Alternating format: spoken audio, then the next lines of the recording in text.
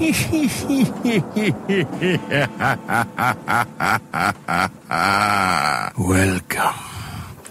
to Biff's Mystery Theater.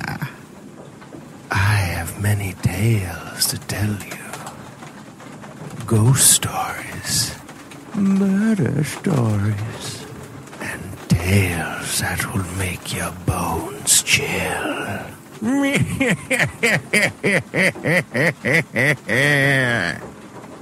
Join me, won't you? For Theater of the Mind, where you always have the best seat in the house.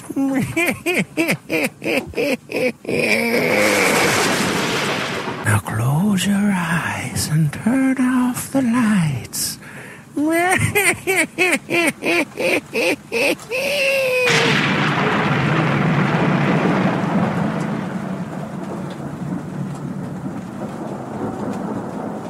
Black Museum, a repository of death. Here in the grim stone structure on the Thames which houses Scotland Yard is a warehouse of homicide, where everyday objects, a crumpled newspaper, a tin can of lighter fluid, a small radio, all are touched by murder.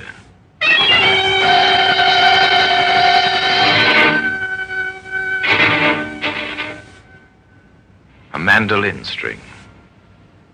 Familiar object. I'm told, Inspector, that mandolins are mighty popular with young folk these days. Popular? Yes, they are. However, I'm rather happy to say their popularity is confined to music, not to murder. Today, this mandolin string can be found in the Black Museum.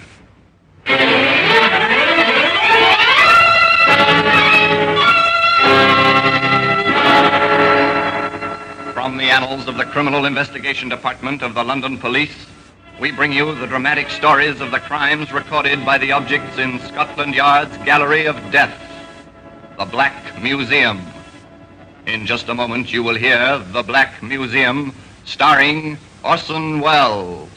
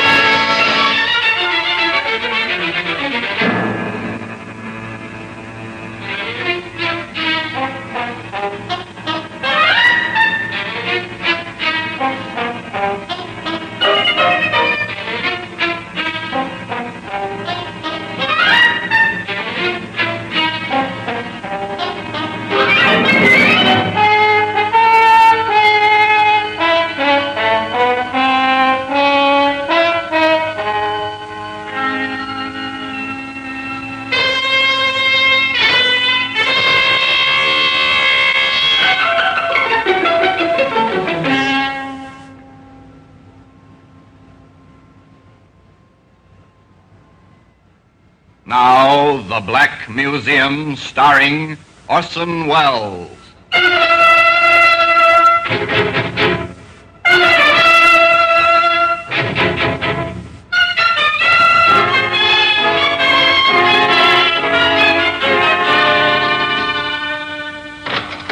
Well, here we are in the Black Museum, Scotland Yard's Museum of Murder. Here lies death, arranged neatly on the shelves and tables open to your view. Now here's a spoon. It's a simple household spoon. Our murderer was meticulous. With this he measured out a careful dose of poison. That oar up there on the wall, that was used by the stroke of a famous rowing aid at Henley. Later it was used in anger, swung at a man who stood on the edge of a pier, stunning him. The man drowned in the Thames very quickly. Ah, here we are, the mandolin string. Just a coil of rust-spotted wire now. String from a mandolin. A relic of another era. An era of polished carriages, well-groomed horses, simple, sedate living, Edwardian England. And Louise Evans. Louise, my dear. Stuart, darling, I'm playing for you. In more ways than one, She's playing for you, Stuart. Louise, you've got to listen. Go ahead, son. She'll listen. Just say the right words. Louise, I love you. You're adorable. You're getting closer, Stuart. You're doing better now. Louise, my darling, will you marry me? At last. That's the way, Stuart. You see? I told you she was playing for you.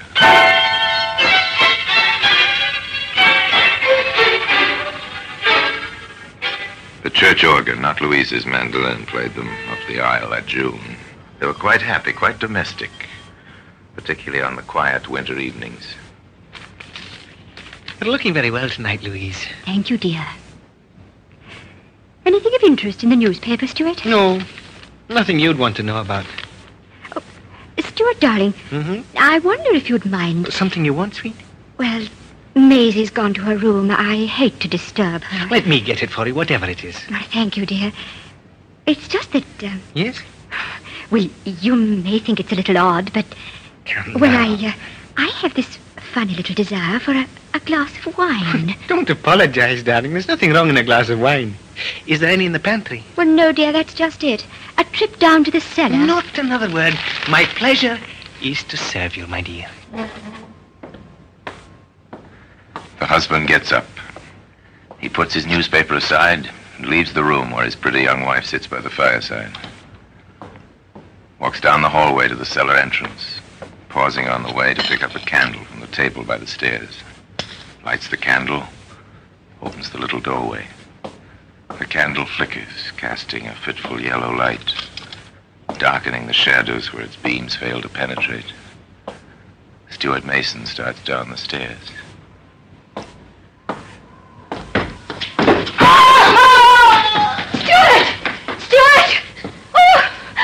Stuart, answer me. Maisie! Maisie, help me! Help! Oh, what is it, madam? What is it? Oh, quickly! Run for Dr. Lipton. Mr. Mason's fallen down the cellar stairs. He's hurt. I'm afraid he's badly hurt.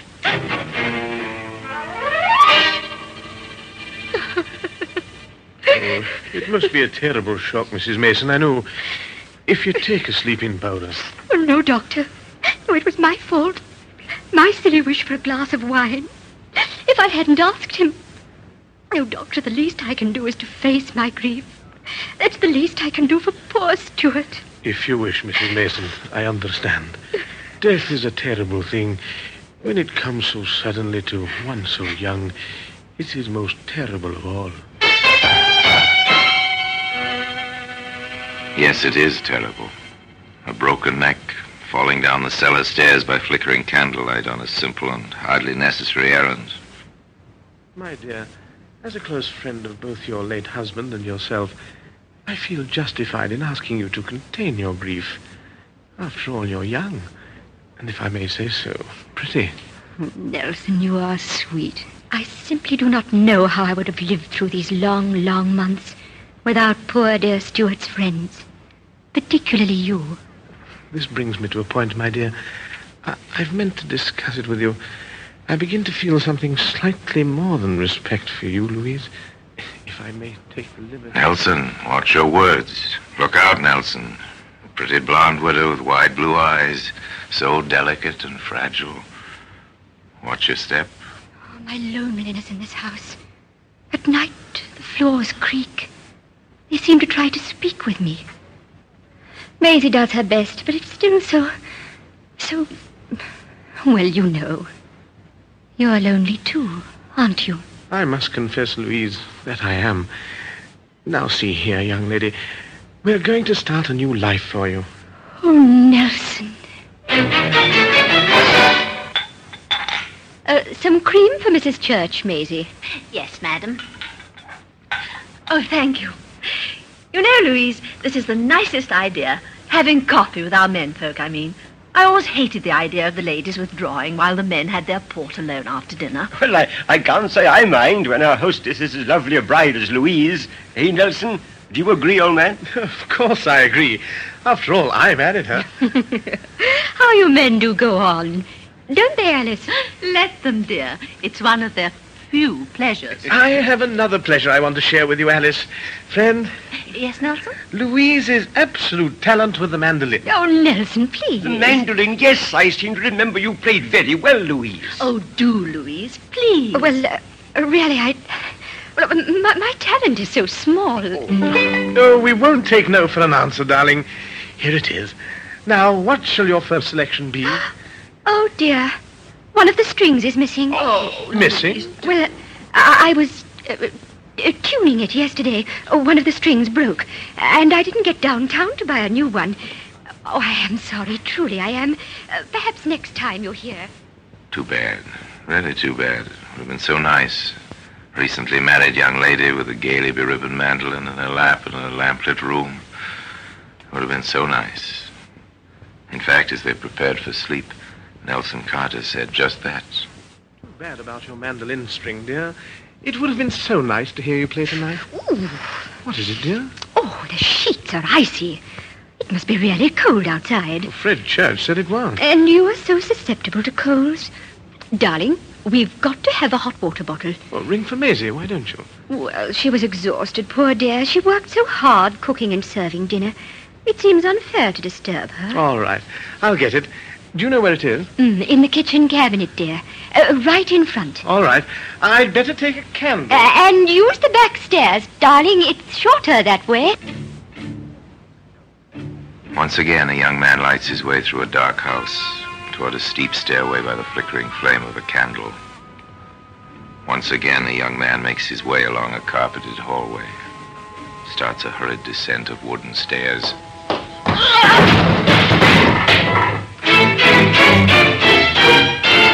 Nelson!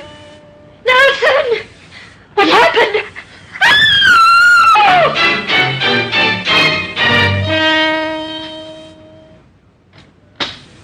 All right, Maisie.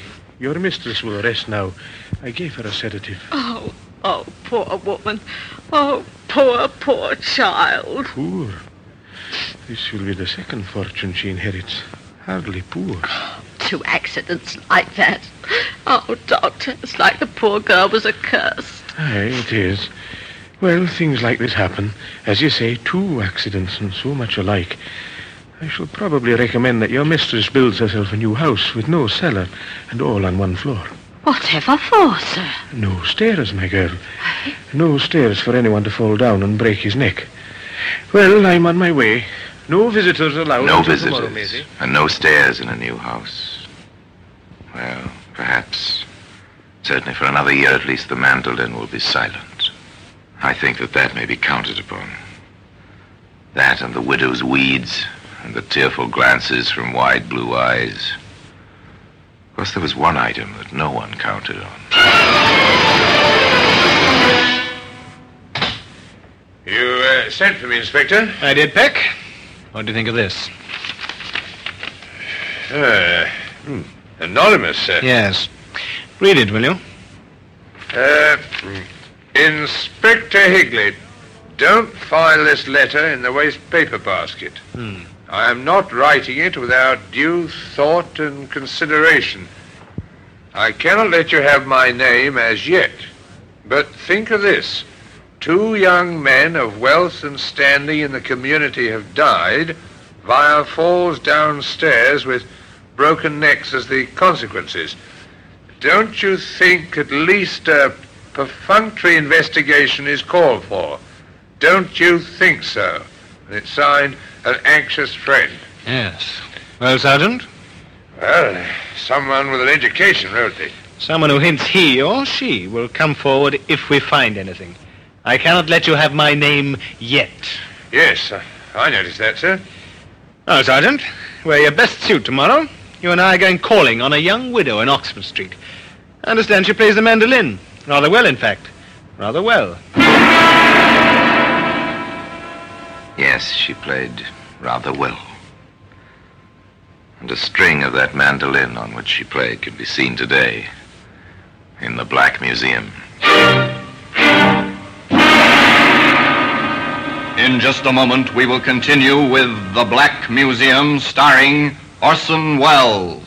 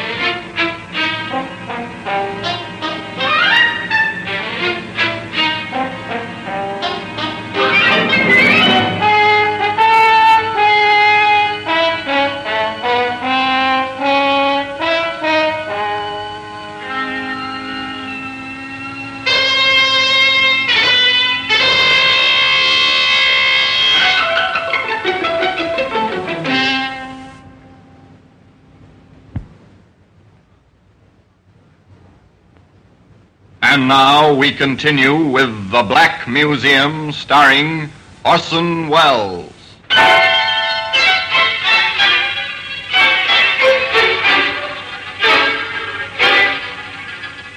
Two young men dead with broken necks. Both cases certified. Accidental death. And then an anonymous letter. Inspector Higley and Sergeant Peck paid their call. In fact, they paid 2 calls. The first on Dr. Lipton. I'm rather glad you dropped in, Inspector. I know there's been whispering. 2 unfortunate accidents like this, it would lead to rumors. Rumors? I see. Such as... The usual thing that Stuart Evans and Nelson Carter may have been helped to fall down the stairs. You mean pushed? Something of the sort. And your opinion, Doctor? My opinion is certified on the death certificate, sir. Accidental deaths, both of them. I see. Well, thank you, Doctor. I'm glad you're so certain. Yes, the good doctor appears quite certain. Nonetheless, Inspector Higley and Sergeant Peck made their second visit. Oh, I'm so glad you came to see me, Inspector. Thank you. It's not too often that the police are welcome. No, I suppose not. But, well, I can't help hearing about the things that people are saying. Maisie brings home so many odd tales. I was wondering, Mrs... Sergeant, interested in music?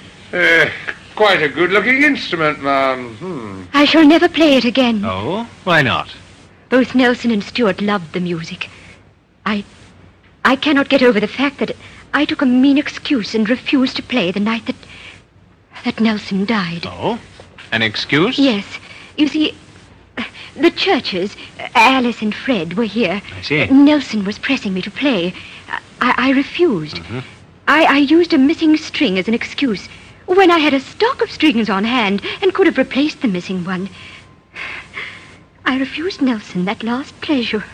Tell me, do you always keep a stock of mandolin strings on hand, ma'am? Yes, in the cold weather I do. I see. When the temperature drops, the strings seem to get brittle. Quite. They break quite easily. And where do you buy your mandolin strings, Mrs. Carter? At Murchison's music shop on the High Street. Oh, Inspector. Yes? Sergeant, I appeal to you as men of the world.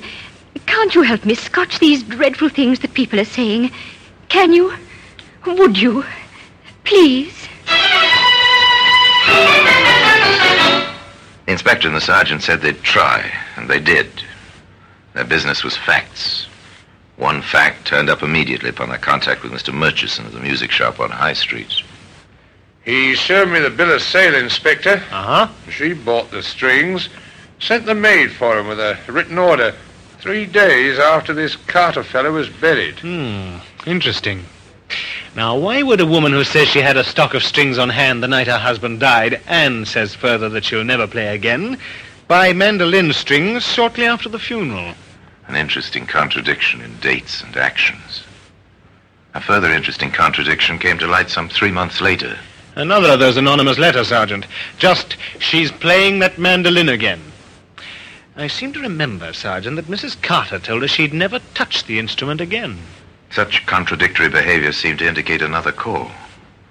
The inspector dropped in on Louise Evans Carter to Mandolin.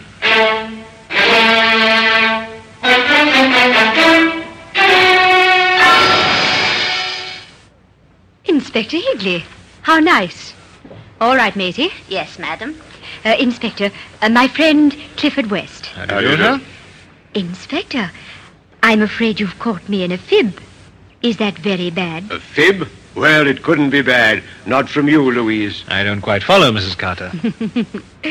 I told you some time ago I'd never play my mandolin again. And you've heard me playing. Yes, so you did. And so I have. But there must be a good reason, I assume. Oh, but there is. You tell him, Clifford, dear. As it happens, sir, we are both very, very happy, and music seemed extremely apropos. You see, sir, Mrs. Carter, Louise, has just done me the honor to consent to be my wife. Number 3. The inspector sensed the tension in Midhaven. He waited. All of Midhaven seemed to be waiting with him. The first action came from an unexpected quarter. Inspector Higley, I demand you trace this letter for me at once. May I see your letter, sir? Here. I see. Mr. West, 2 men have died with broken necks. Are you the third? Are you entering the den of the tigress? Tracing a letter like this is not the easiest. There was no question in the inspector's mind that the author of Clifford West's letter was the same party who'd written the 2 notes addressed to the inspector himself. A brief comparison of the handwriting removed what little doubt the inspector had. And Sergeant Peck dropped in on the small Midhaven post office. This your postmark? That's right, sir. Of course it is. Ever see this envelope before? Well, maybe not. Seen hundreds like it. You can buy that cheap kind in any stationery shop in Midhaven. Blank, Inspector. Nothing. I expected as much. Do you think that West fellow will be scared off, sir? I doubt it. Sergeant, take this copy over to the Midhaven Gazette, will you? I want it run in every edition for a week. Think you'll get an answer, sir? Well, remember the first letter. I cannot let you have my name as yet. Perhaps the party concerned will feel now is the time to reveal himself, or herself, as the case may be. That promise of absolute privacy may do the trick. I saw your advertisement, Inspector. I came. I hope you can protect me if I'm wrong. I hope I'm wrong. I sincerely do hope so. Your confidence will be respected, Mrs. Church. Thank you, sir. I trust you don't feel there's any jealousy involved of any kind. My job is facts, ma'am. Do you have any? I don't know. You see, Stuart and Nelson both were young men of whom my husband and I were very fond. And I remember so distinctly how disturbed Louise seemed when we asked her to play that night. She seemed upset over our discovery of the missing string on that mandolin. I guess that's all, Inspector. It's not very much, is it? No, it's not. But it seems so peculiar. And the mandolin, always that mandolin. Inspector, how could a mandolin be used to kill anyone? I don't know yet, even if anyone was killed. However, I'd like to find out. Mrs. Church, have you any idea of Mrs. Carter's social engagements? I mean, when, for instance, is she probably out of her house for a length of time? You can advise us as to any such matter. It seems Mrs. Carter attended the ladies' auxiliary of the local church each Wednesday afternoon, an activity a respectable young widow would be expected to enjoy. And it was Wednesday afternoon when the inspector and the sergeant called. The mistress isn't in, sir. I doubt if she'll be too long. May we wait? If you wish to, sir. The inspector went into the sitting room. Sergeant drifted toward the kitchen. Maisie, safely occupied by the good sergeant, Inspector Higley swiftly found the cellar stairs. Carefully he moved down, examining each step, each lift and tread, each section of the baseboard. Halfway down. Well, interesting to say the least. Upstairs now to the back stairway. Again, the careful examination. Again, about halfway down. They'll do it every time. Every single time. Then quietly into the kitchen. Sergeant? Yes, sir? I don't think we'll wait any longer. I'm sorry, sir. The mistress went along to the vestry and she ought to be Oh, here that's all right. Just tell her we called, will you? Come along, Sergeant. We'll drop back another time. And the 2 policemen left the house to return to the inspector's office. It's something, Sergeant. Not much, but something. It convinces me, sir. And me. But how about a jury? I don't know, sir.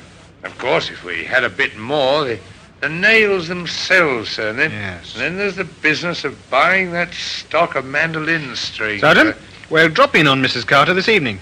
Do you by any chance play the mandolin?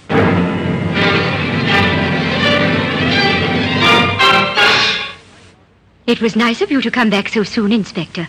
I do hope you've been able to help me with all that mean whispering I told you about. I wish we could, ma'am. I wish we could. Did I tell you that Sergeant Peck is interested in the mandolin? I know you didn't. May I, ma'am? Oh, certainly. Yes, a lovely tone, ma'am. Yes, it has. Quite a romantic instrument, I believe. It goes back to the troubadours in France, centuries ago. Yes, I've heard. It certainly had its place in your life, Mrs. Carter. Yes, I dare say it has. I've been wondering about something, Mrs. Carter. I hope you can help me. Well, if I can, I will, of course. We checked with Mr. Murchison at his music shop. Oh? Yes, he tells us you purchased a stock of strings shortly after Mr. Carter's death, not just before, as you told us. Well, then I'd forgotten the exact date. It seems rather peculiar that you should forget that after you made such a point of it to us. I was under a terrible strain. I'm sure... If you'd stop plucking that A string, Sergeant, my nerves are... Oh, I'm sorry, Ma'am. I didn't mean to break it. I'll get you a new one. That won't be necessary, Sergeant. I have extras right here in this drawer. That was the A string, wasn't it? I'm rather surprised, Mrs. Carter. A woman of your obvious means keeping nails, and bent ones at that, in a drawer of a desk in her sitting room. I forgot to throw them away. Yes, I dare say you did. May I have them, please? No, leave them alone. I dare say also that they'll fit exactly into certain holes in the baseboards of your cellar and back stairs, just above the steps where someone unsuspecting would trip over a tightly stretched mandolin string stretched between two nails, like these, Mrs. Carter. You're taken in charge, madam. The charge is willful murder of your two husbands. I must warn you that anything you may say may be taken down in... And so, once and for all, the mandolin string was silenced. It can be seen today in the Black Museum. Orson Welles will be back with you in just a moment.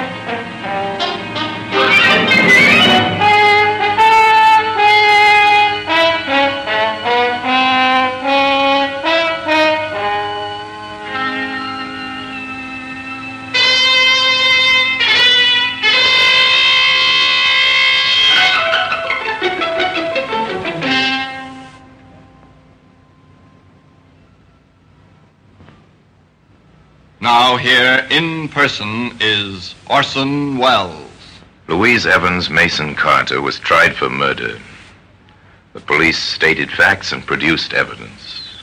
But Louise wept and lifted those blue eyes of hers to heaven, and the jury disagreed, and she was not convicted. Not in court. She was convicted by her neighbors and by her friends. They knew. And so, Louise Evans Mason Carter moved away, far north, to Scotland, alone. And there she died some 20 years later, still alone. And now, until next time, till we meet in this same place and I tell you another story of the Black Museum, I remain, as always, obediently yours.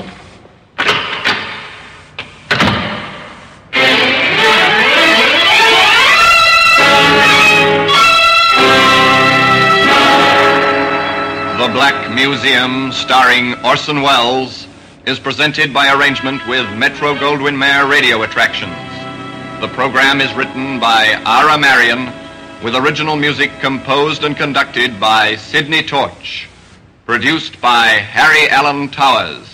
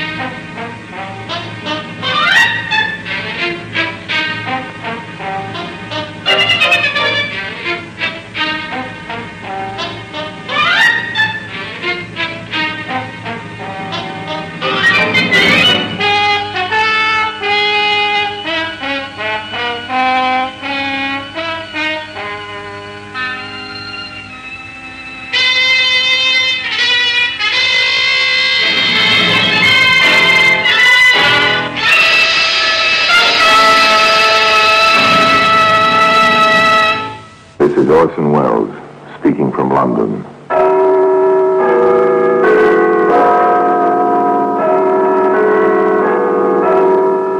From the Black Museum, a repository of death. Yes, here in a grim stone structure on the Thames, which houses Scotland Yard, is a warehouse of homicide. Here, everyday objects, a silk scarf, a length of twine, a child's toy, all are touched by murder.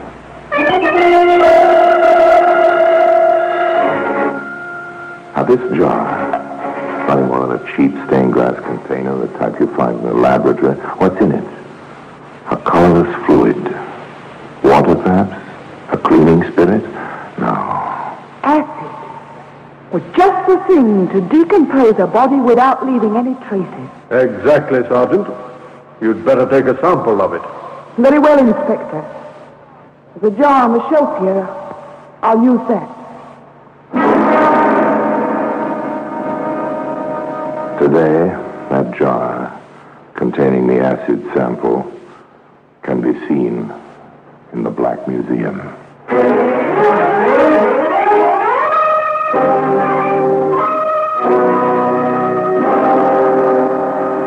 From the annals of the Criminal Investigation Department of the London Police, we bring you the dramatic stories of the crimes recorded by the objects in Scotland Yard's Gallery of Death, the Black Museum.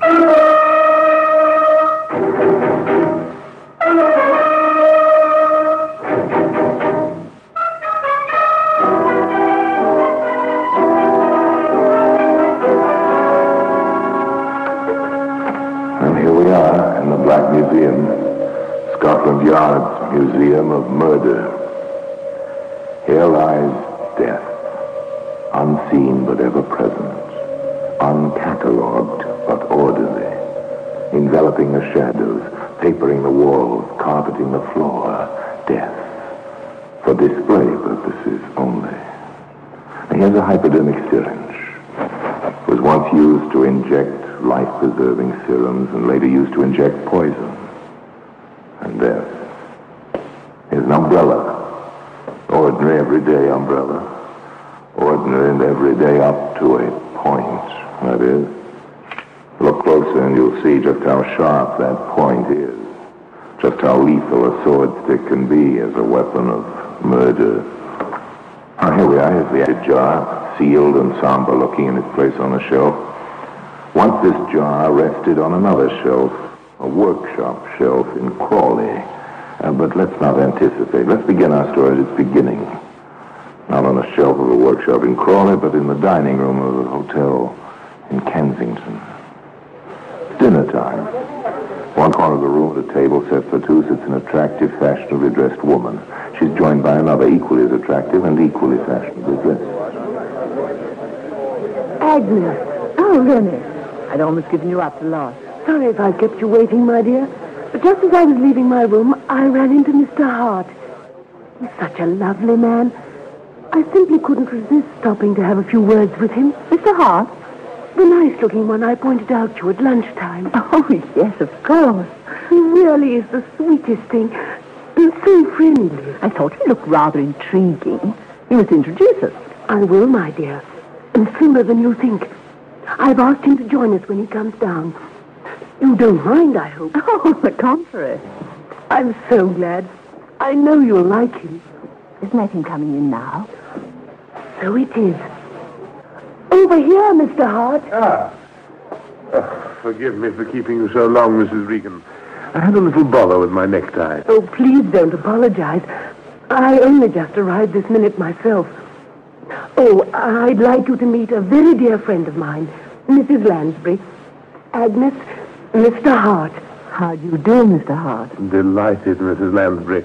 I do hope I'm not intruding. Oh, what a perfectly horrible thought. Of course you're not, Mr. Hart.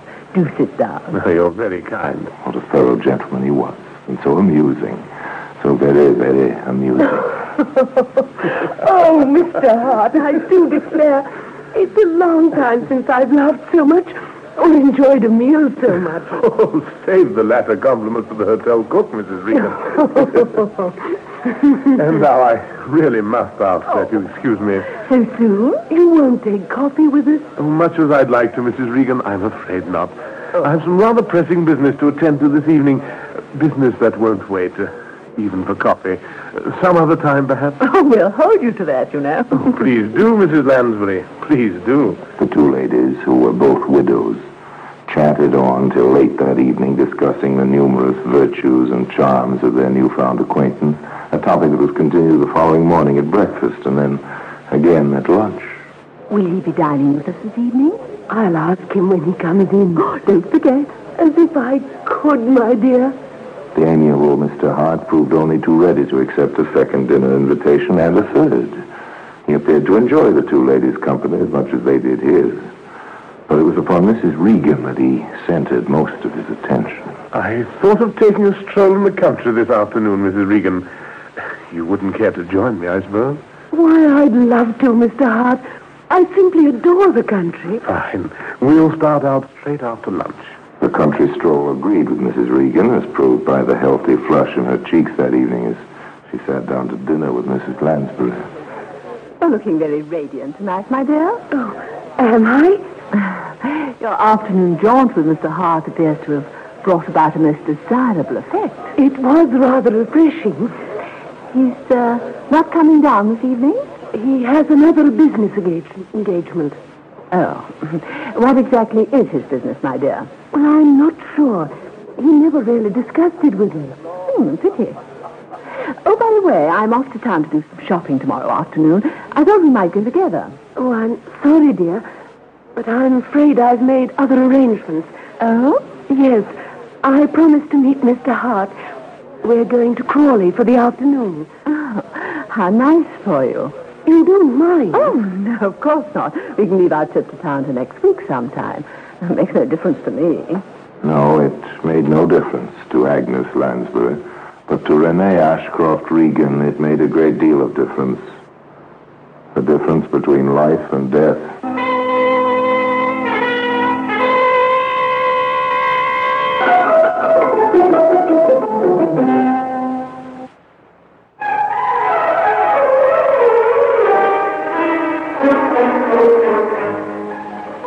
Mrs. Regan did not appear for dinner the next evening, nor did Mr. Hart. Nothing particularly unusual about that. Obviously, they decided to stay in Crawley for dinner. Mrs. Lansbury dined alone at the hotel. The following morning, arriving down late for breakfast, she was surprised to find that there was still no sign of her friend. Funny. Not often she misses breakfast. Oh, good morning, Mrs. Lansbury. Oh, Mr. Hart, good morning. Mrs. Regan not down yet? No, not yet. Not like her to be late. Well, she probably slept in. I wouldn't be surprised. Have you had breakfast? Yes, I came in earlier, just on my way out. Business again? That's right. Well, I must be off. No doubt I'll see you at dinner. Yes, don't be late. I won't. Till this evening, then. It was almost 9 o'clock when Mrs. Lansbury finally left the breakfast table, and still no sign of Mrs. Regan. Strange Mr. Hart had not mentioned their visit to Crawley the previous afternoon, but perhaps the dear man preferred to keep it a secret. One never knew what sort of gossip could spread itself about a hotel, even a spark of encouragement. Still it did seem rather odd. It seemed even more odd when Mrs. Regan did not appear for lunch. A feeling of uneasiness crept over Mrs. Lansbury. Perhaps her friend was ill. She would make some inquiries. Oh, boy. Yes, madam? Have you seen Mrs. Regan about at all this morning? Mrs. Regan? No, madam. Not that I can remember. Well, perhaps you'd better take me to her room. Very good, madam. This way. The bellhop looked pretty in his blue uniform with a red braid and brass buttons. Such a fresh young face. So unspoiled looking and clean. With a quick, toothy smile. Not as engaging a smile as Mr. Hart's, perhaps, but nevertheless quite attractive in its way. Here we are, madam. Oh, thank you. Oh, here. Thank you, madam. Anything else you might be wanting? Well, I'm not sure yet. Just a moment. Must have stepped out for a bit. Oh, try the door. Locked. Renee? Renee? Are you in there? Nothing wrong, is there, madam? I don't know. I think Mrs. Regan may be ill. You better go and call the manager. Tell him to bring a pass key. Very good, madam. Won't be a Jeff.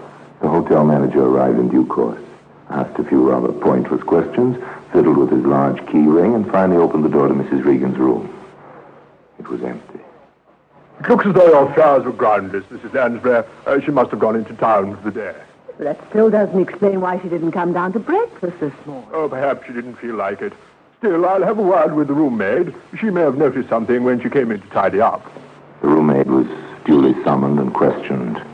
No, Mrs. Regan had not been in her room when she came in to clean up. Yes, she'd noticed something unusual, something most unusual, as a matter of fact. Mrs. Regan's bed had not been slept in on the previous night. That settled it. Something's happened to her. I can feel it. She's met with some kind of accident and... Pray calm yourself, Mrs. Lansbury. I'm sure there's... Well, how can I calm myself when my closest friend has disappeared into thin air? But, my darling... The police must be informed at once. Oh, come now, Mrs. Lansbury. Let's not be too hasty. Please don't argue with me, Mr. Stewart. I want them contacted immediately. Very well, if you insist. But I would ask you to refrain from mentioning the matter to any of the other guests, at least until we have something definite. At the hotel manager's request, Mrs. Lansbury agreed to keep silent. But being a woman, she could not keep entirely silent. She had to confide in someone. Naturally enough, the someone she confided in was the benign Mr. James Gerald Hart. His concern was touching. Dear me, this is most upsetting, Mrs. Lansbury. When was the last time you saw Mrs. Regan? Just after lunch yesterday. She was on her way out. Did she by any chance say where she was going? Well, Mr. Hart, as a matter of fact, yes, she did. Oh? Yes, she said she was going to meet you in town, that you were going down to Crawley together. Did she meet you, Mr. Hart? Well, no, she didn't. That's just what I was about to tell you. I'd arranged to meet her outside the Army and Navy Stores in Victoria Street at 2 o'clock. I was there on time, and I waited over an hour, but she didn't show up. Oh. Have the police been contacted? Well, yes. The hotel manager, Mr. Stewart, gave them a ring shortly after lunch. They hadn't been here? Well, not that I know of. You know, I rather think it might be an idea if we went round to the station and had a word with them ourselves. We may be able to give them some lead or other. What do you think? Oh, I think it's an excellent idea, Mr. Hart. As a matter of fact, I was hoping you'd suggest it. Good. We can go straight away. I'll get my hat and coat and join you in the lobby in 10 minutes. And so it was that the disappearance of Mrs. Renee Ashcroft Regan was confirmed. Mr. Hart repeated his story of the proposed Crawley visit to the police, and that story was accepted. At that time, there was no reason at all why it should not have been.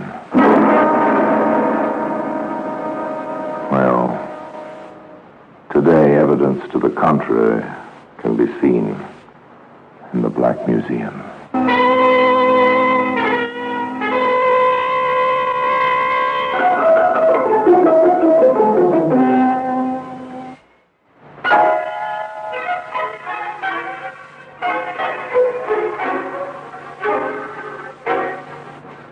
At least a dozen women are reported to the police as missing every week. Renee Ashcroft Regan was only one more female whose name and description had to be distributed to every station in the Metropolitan Police Force's area and printed in the current editions of the Police Gazette. Routine, nothing more. Steady, patient routine. At the Chelsea station, Woman Police Sergeant Carol Henderson, whose duty it was to check through the daily records of missing persons in the area, came up on the case of Mrs. Regan and, as a routine step, paid a visit to the Kensington Hotel for a brief chat with those who had known her best. Naturally enough, the first name on her list was that of Mrs. Agnes Lansbury. Now, Mrs. Lansbury, if you could just tell me when you last saw Mrs. Regan, what she was wearing, and as much as you can remember of any conversation that may have passed between you on the day of her disappearance. Mrs. Lansbury could add nothing to what she had already told the police, but nevertheless was most helpful and directed Sergeant Henderson to the room of the much concerned but still charming Mr. James Gerald Hart. Do sit down, Sergeant. Thank you, Mr. Hart, but I prefer to stand when I'm on duty. It's not often one has the pleasure of meeting a lady policeman. But as you wish. If you don't mind, I would... not at all. Now, I understand, Mr. Hart, from what Mrs. Lansbury tells me, that you've arranged to meet Mrs. Regan on the day of her disappearance. That's correct. I was to meet her at 2 o'clock outside the Army and Navy stalls in Victoria Street. But she didn't show up. No. How long did you wait for her, Mr. Hart? Oh, at least an hour. Close to an hour and a half, I should imagine. And then? Well, as you may know, we intended going to Crawley together. Well, when I realized she wasn't coming, I drove down alone. Oh, I see. Exactly what had you intended going to Crawley for, Mr. Hart? Well, as a matter of fact, I have an interest in a chemical factory down there. I'm what you might call a research chemist. Oh, yes? Mrs. Regan was hoping to purchase some samples of certain plastic fingernails I'm manufacturing. I see. Well, I think that's all I need from you at the present, Mr. Hart. Thank you for your time and your cooperation. No trouble at all, Sergeant. I'm most anxious to have this matter cleared up, you understand. Mrs. Regan and I were close friends, and I hate to think that anything may have happened to her. Quite. If I can help you in any way, I'll only be too pleased. That's very kind of you, Mr. Hart, but I think we'll be able to manage. If we need any further information from you, you can rest assured we'll get in touch with you. Sergeant Henderson returned to the Chelsea police station. She had listened to what had seemed a straightforward story, but there was a doubt nagging at her. Hart's manner had been very obliging and polite, but there had been something about him she didn't like, something that didn't ring true. That something took her to the office of Divisional Inspector Russell White, to whom she expressed her doubts. So you think it's a bit fishy, eh, Sergeant? Well, I wouldn't go so far as to say that, sir, but, well, I do think Hart might bear checking up on. Oh, that's good enough for me. Scotland Yard, please. Criminal Records Office. Within the hour, the checkup had been made, and the results phoned back to Chelsea. Results that stood by Sergeant Henderson's feminine intuition. According to the records, the plausible Mr. Hart had served 2 sentences for fraud. Well, there you have it, Sergeant. It appears he's been up twice in the past 10 years. I can't say it surprises me. Perhaps not, but I wouldn't let it influence you too much.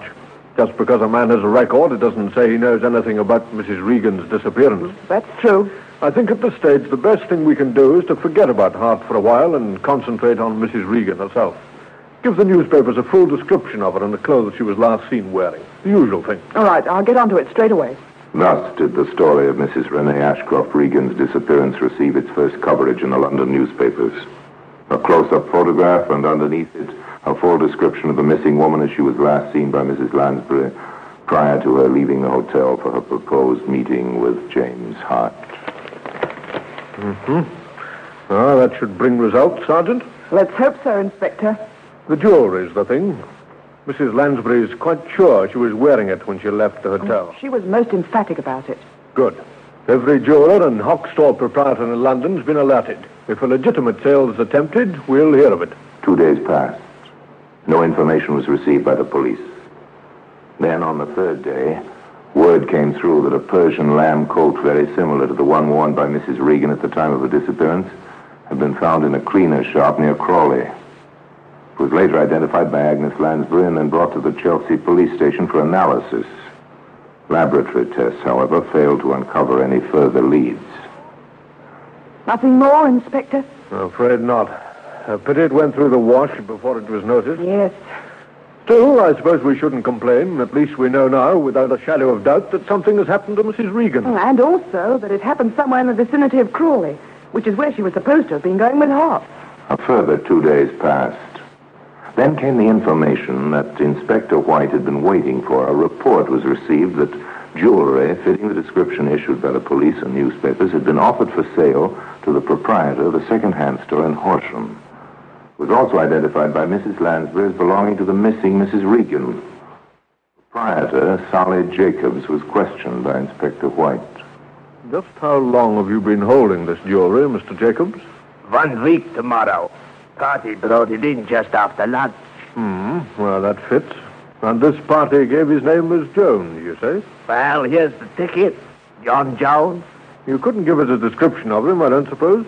Well, so let me be remembering like he was short, stocky, with a dark hair, and, well, I'm not quite sure, but I think he had a small mustache. A small mustache. Anything else? Well, not that I can bring to mind, no. Yes. Well, it just so happens, Mr. Jacobs, I have a few photographs in my pocket of men who could fit the description you've given me. I wonder if you'll take a look at them. What have I to lose? What about this one? No. This? No, that's nothing like it. How about this one? Well? Aye, that's it. You're sure of that? As sure as I'm standing here. I never forget a fight. Thank you, Mr. Jacobs. You've been very helpful. Returning to the Chelsea police station, Inspector White summoned Sergeant Henderson to his office. Bringing her up to date on his visit to Horsham, he produced the photograph that had been recognized by Jacobs. James Gerald Hart. As he was when arrested in 1939 for fraud. Hasn't changed much. Fortunately for us. Going to pull him in? All in good time. If he's done away with Mrs. Regan, as facts seem to indicate, he must have deposited her body somewhere. His chemical factory. Well, that's as good a place to start looking as any. Tell Peters and Cunningham to stand by. We'll pick up Hart on the way down. 20 minutes later, Inspector White, accompanied by Sergeant Henderson, arrived at the Kensington Hotel and asked for Mr. Hart. That smiling gentleman, as smooth and suave as ever, came downstairs immediately, greeting the sergeant with an airy wave of his hand.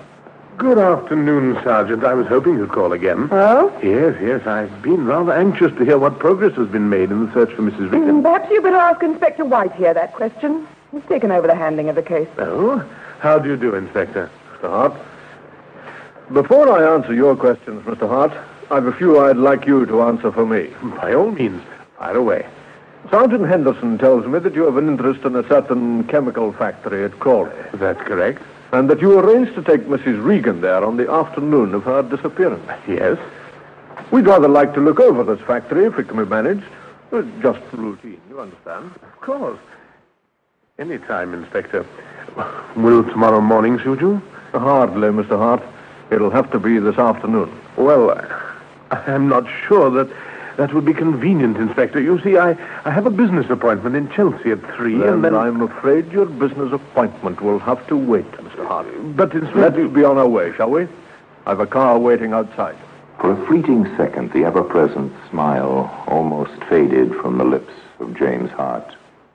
Then it broadened, and his perfect white teeth flashed in the sunlight streaming through a lobby window. Lead on, Inspector. Little was said during the trip down to Crawley. In the back seat of the police car on either side of Hart, Inspector White and Sergeant Henderson interested themselves in the swiftly passing countryside, and in the front, Constable Rex Peters sat grimly at the wheel, and beside him, equally as grim-faced, sat Sergeant Dennis Cunningham. The silence appeared to amuse Mr. Hart, who chuckled audibly to himself more than once, before remarking casually, "Lovely spot, Crawley, don't you agree, Inspector?" Huh?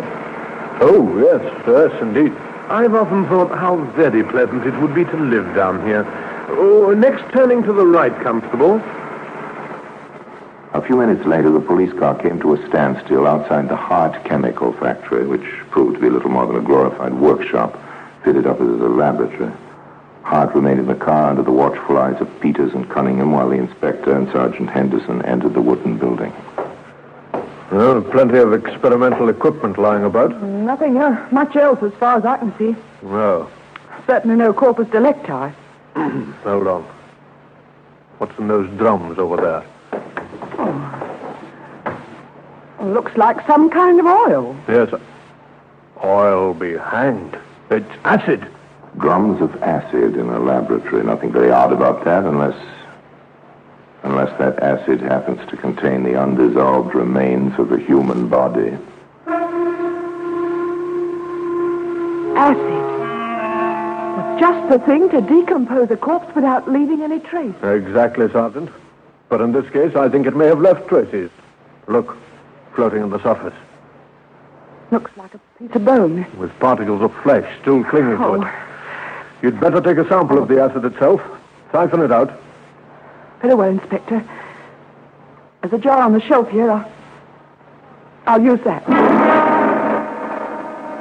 James Gerald Hart made no attempt to deny the accusation of murder that was subsequently leveled at him.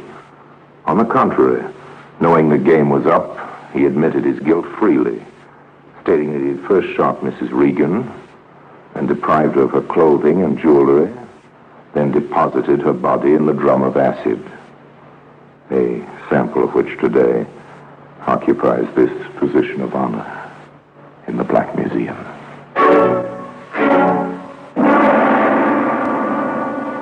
Orson Welles will be back with you in just a moment.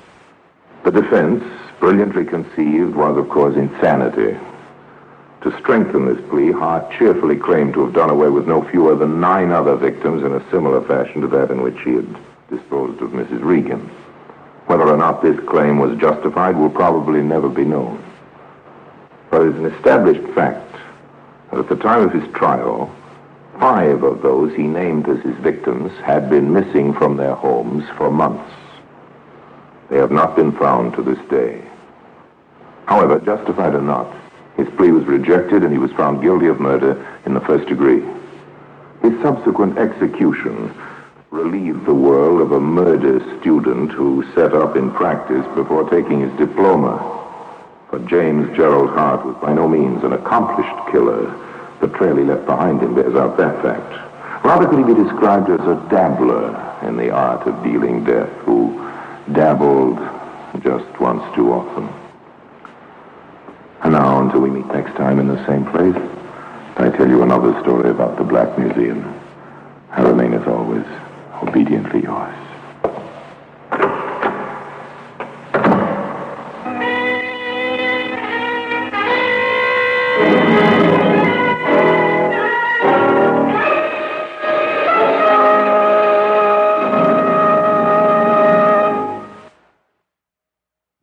Receipt for payment for 10 gallons of gasoline. Familiar object you've had many times yourself if you drive a car, but this particular receipt. Your receipt, Inspector. Tanks full, oil and water fine. Thank you. Quite a receipt you hand out. My partner's idea.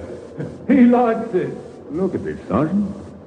Stamped with a gallows, complete with corpse, and marked settled. Rather appropriate, eh? Well, today, as I told you, this receipt lies in its proper place, an honored place, in the Black Museum.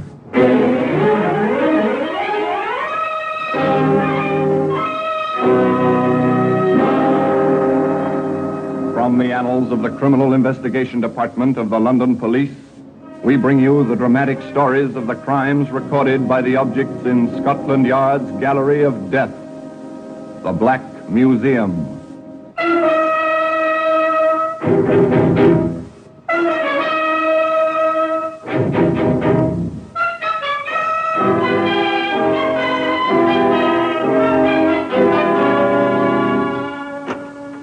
Here we are, the Black Museum. Scotland Yard's museum, a museum of murder. Here lies death, arranged in glass cases, lined along the shelves on the tables, larger objects standing on the floor. Over there's an old-fashioned trunk. Nothing in this trunk but some old clothes. The clothes led to a furnace. The things in the furnace led a man to the gallows. Here's a teacup with saucer. Charming, graceful, real-born china. But the contents were deadly. Here we are. Here's the receipt I told you about. Settled, it says. Paid in full. 10 gallons of gas. From the evidence, Police Constable Matthews had anything but murder on his mind that very early morning, an hour before dawn, as he patrolled a quiet country road near his home in Essex. Summer must be almost over. Cold this time of morning. Not even false dawn yet. Nights are getting longer. Pleasant enough this tour during summer. Lonely a bit, I suppose. Gives a man time for thinking. What do I think about? Ellen and the breakfast she'll have for me. Egg, bit of bacon, cup of tea, then some sleep. Ridiculous. Grown man sleeping in broad daylight, when you come to think of it. Well, company coming. Seems to be travelling at quite a rate. Too fast even this time of night. Stop this car! Pull over here!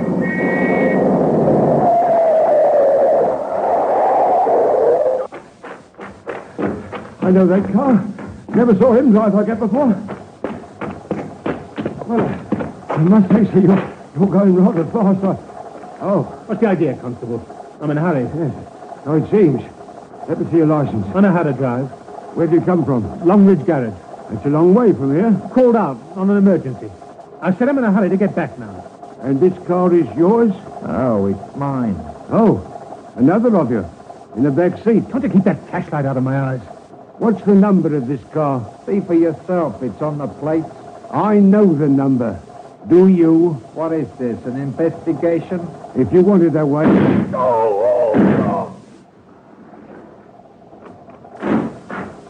What are you doing? He's dead, all right. I'm making sure. No dead man keeps my face in his eyes. Now he's got no eyes. Hurry! We gotta get out of here.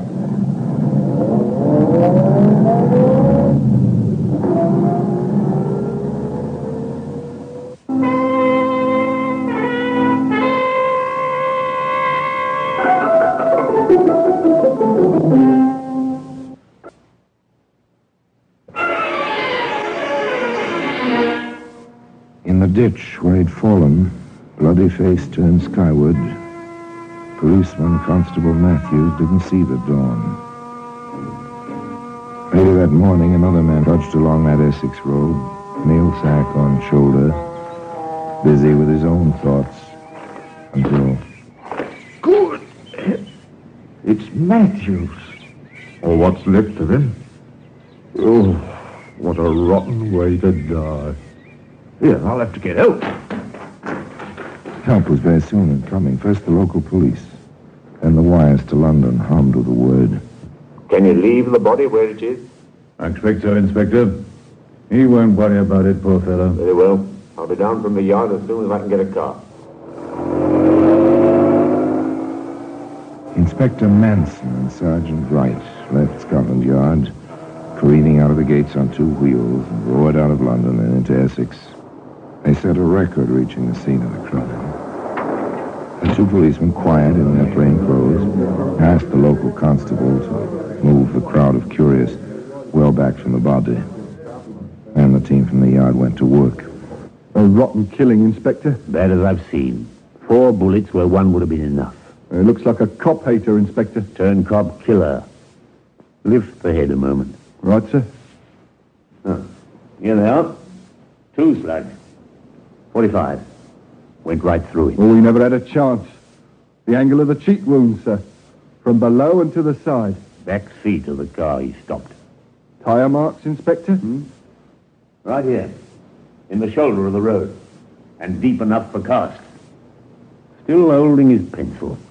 It's what we're all afraid of on traffic duty. What's your number and the shots. That's all. I still don't get the eyes, Inspector. Old story. Legend. When a criminal shoots a policeman, the criminal's image is supposed to be imprinted on the poor fellow's retinas. Just superstition. Let's go, Sergeant. Just superstition, but perhaps a mark, a clue, pointing to the habitual criminal. The police routine began. The tire marks were taken up in plaster casts. The bullets were turned over to ballistics. The search, the almost blind search, began. In the course of their duty, Inspector Manson and Sergeant Wright dropped in on the superintendent of the local police. Need the car, sir, for my rounds. I can't afford to wait until the insurance company is satisfied, nor can my patients. I know you're busy, what with the murder and all that, but surely you can spare some time. What? Oh, Inspector Manson, come in. Sorry to intrude, sir, but the sergeant and I are about ready to go back to London. I see. This is Dr. Lewis, our resident practitioner. Doctor, Inspector Manson, and Sergeant Wright, Scotland Yard. How do you do? How do you do, sir? Scotland Yard. About the murder of that poor policeman. That's right, Doctor. And the doctor's car's missing. I've been explaining to him how he'd been tied up on the killing. Which, of course, I understand. But I need my car, gentlemen. I almost missed a berth last night. Came out of my house expecting to hop into my car. No car. About what time was that, sir? About 3 a.m. First time I think like that's ever happened round here. I see. Rather interesting coincidence. Well, how's that, Inspector? One of the familiar patterns in our work is to have a policeman attacked when he stops a stolen car. By the Lord Harry. May I, Superintendent? Of course. Will you describe the car, Doctor?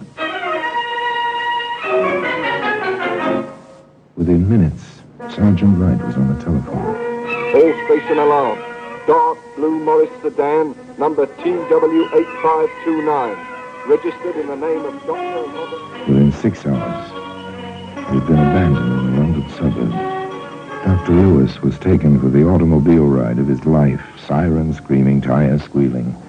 No time to waste.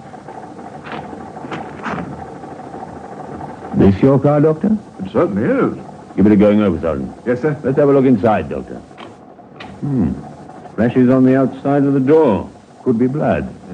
Yes, it might very well be. Oh. You own a pistol, Doctor? Good heavens, no. Why? Cartridge case on the floor. Here. Here? 45 caliber. Notice anything missing? Yes, my instrument bag. I left it on the back seat, as I usually do. Some quite valuable surgical equipment and all that. Hard to come by these days. I understand. Yes, Sergeant? Earth and dried grass, sir. Curbside wheels, front and back. Mudguard damaged on that side as well. And the tyres, sir, I'd not want to state positively until we check the casts, but they look the same as the marks on the road. Ah, excellent, Sergeant. Here's something may help. Inspector, Sergeant. Yes, Doctor? The speedometer. I keep a trip record every 24 hours. Just a habit. When I left the car last night, the speedometer read 40.9 miles. It's 84.3 now. And the car has come 43.4 miles. That may be quite a help to us, Doctor. Perhaps more than you realize.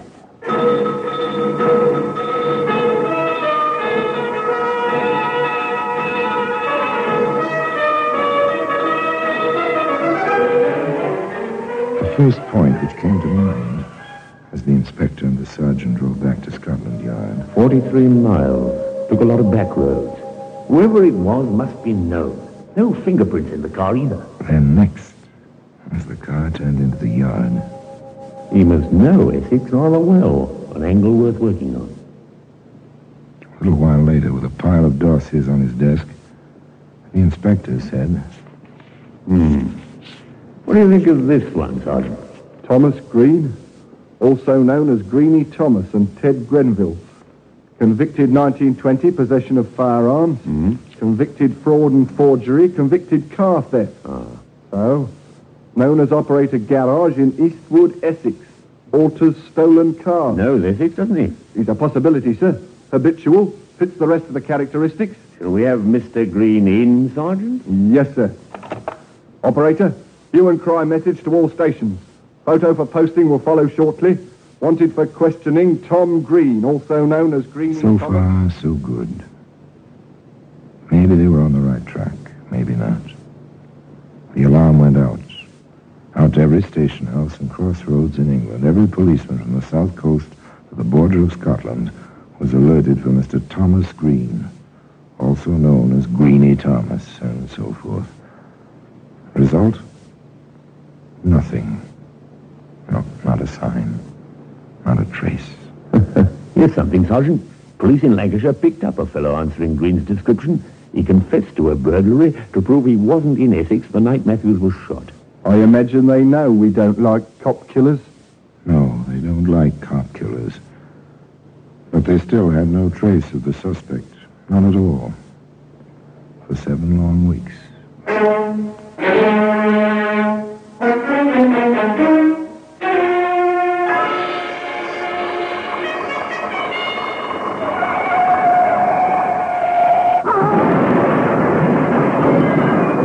Where you going? Roadhog, you in the truck. Serves you right. Yeah? Wanna make something of it? Hey, what's going on here? I'll have to report this, you know. This man forced me into the wall. Is that correct, sir? You're Green. There's an order out for you. Get back, driver, or you'll get it too. Dirty rotten. Get the number. Get the number of that car. I can't see. I got it, lad. GR5607. Well, to today, as I told you, this receipt lies in its proper place, an honored place, in the Black Museum.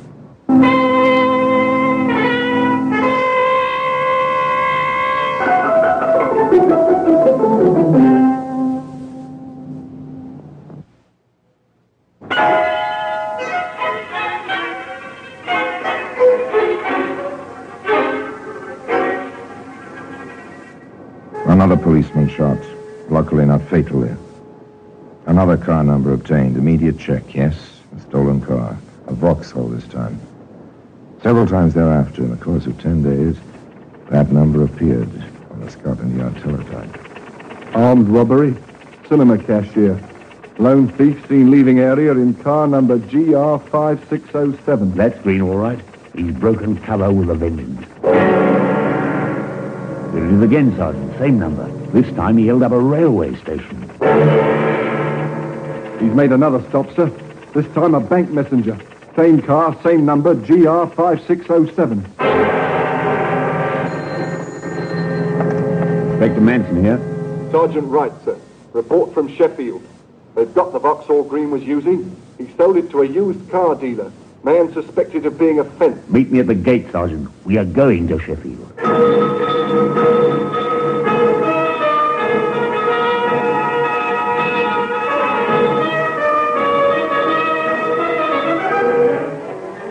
Constable Matthews was long gone, I know. Several weeks, in fact. But the wheels of vengeance for his unnecessary death ground on in Sheffield. Inspector Manson talked briefly and to the point. Now get this straight. The man who sold you this car is wanted on suspicion of murder. Hold out on us and you'll be an accessory after the fact. We'll see to that. That was I to know, Inspector. He had owner's papers. They looked all right. I paid him in good faith, I did. Save it. You received stolen goods. Now then, what do you know about this man? Nothing, sir, nothing. Tell him, Sergeant. You know plenty. We happen to have checked. You were associated with him in a garage business in Essex. Now talk. I'm honest. I didn't know nothing. He told me he got the Vauxhall through a garage he's interested in Battersea. You can't pit anything. Back to London. The chase seemed getting warmer. Outside the garage in Battersea, Inspector Manson and Sergeant Wright sat in their parked car and waited. Car coming this way, sir. The light's in the rear view mirror. I see it, Sergeant. Patience, Sergeant. He's only turning in. I caught his face in the light, sir. It's Green, all right. Chauffeur's outfit. Let's go. Take care. He's left the car on the ramp, sir. Yes. Probably gone to change his clothes. Check the car, Sergeant. Side pocket of the door. Right, sir. A Webley 45, Inspector. A 45. Let's get him. Listen a moment. He's in there. Take care of the door, Sergeant. Yes, sir. What's the meaning of this? What do you want? You, Green. Let go, copper. If I'd not done it... Oh, thanks, sir. He almost had me. Put the cuffs on him. We'll take the Webley and get him back to the yard. Hello? What's this on the workbench? Medical case, sir. Initials on it, RL. For Robert Lewis, Inspector? I wouldn't be surprised. Let's go, Sergeant, and you needn't be too gentle with him. At long last, Tom Green, alias Greeny Thomas, was in custody. And a none too pleasant customer, this fellow. Hey, when do I get something to eat, copper? We'll get to that. You're in for questioning on a possible murder charge. I must warn you, anything you may say...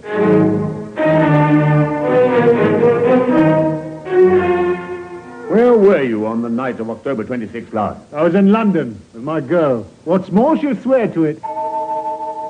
Where did you get the revolver we found in the pocket of the car? I bought it from a sailor.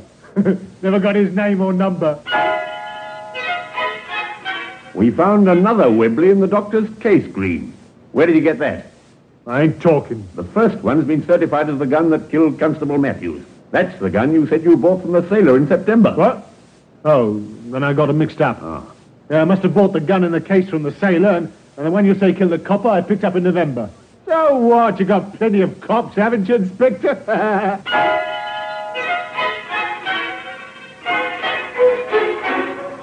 How are we coming on the check of Green's friends, Sergeant? They're all accounted for and all with alibis, except this fella Davis. Yes, it's funny about him. Yeah? What? Well, he spent most of his life in stir. But the last time he got out, he upped and married. In Sheffield. In Sheffield? And Green took that stolen Vauxhall to Sheffield? Let's bring Mr. Davis in, Sergeant. I'm rather interested in him.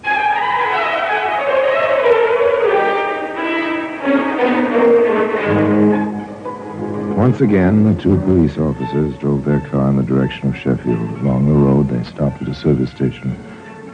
10 gallons of gasoline, and a look at the oil and water. They pay the attendant and ask for a receipt. Vouchers will have to be signed in the usual police routine. Your receipt, Inspector.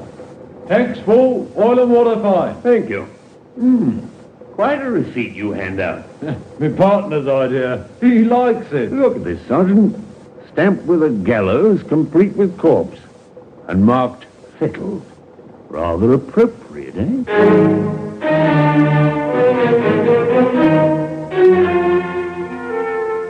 might have been more appropriate if they'd had more success in Sheffield. Too late, Inspector. Our bird flown? Yes, sir. Left town the day before yesterday. The day we picked up Green. I see. Well, we'll find him. I'm beginning to feel more like a tracer of missing persons than an officer on a murder case. The familiar police machinery went back into action. The underworld was watched. The hue and cry message went to all stations. Within a few days this time, word came through. Davis has been seen with his wife in Liverpool, sir. All right, Sergeant. We'll travel.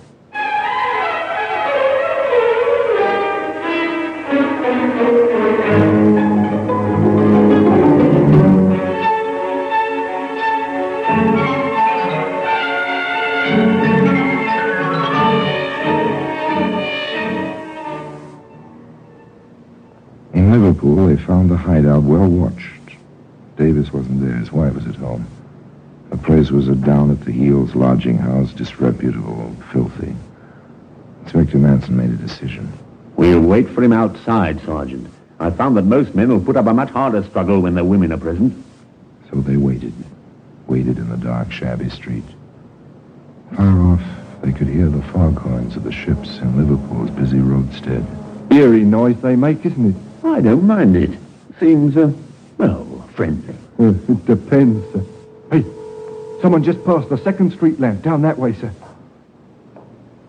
Don't show yourself. Wait until he passes under the next one. We can be sure then. That's our man. When he's closer, Sergeant. Right, sir. All right, Davis, please come quietly. Would you stay away from me? I said come quietly, Davis. Copper White, look me and don't take me. Wrist, you prefer wrist. Never point a gun at a police officer, Davis. He'll come quietly now, Inspector. They were quite a pair. Defiant, snarling Tom Green. Moaning, whining Davis. The inspector knew he had Green on the evidence, but the 2 bullets that had been fired from the back seat of the car were unexplained, except by the presence of a second man. Was Davis the man? How to prove it? You haven't satisfied us, Davis. You've told us Green asked you to manage his garage. That's right. I don't know nothing about October the 26th. We think you do. Were you with Green that night? I was with my wife. And Green says he was with his girl. Did you shut up the garage? No. Yes, I did. No business that night, anyway. Yes, son? A note for you, sir. Thank you. I see. Thank you. All right, Davis, Green's talked. There's nothing to talk about.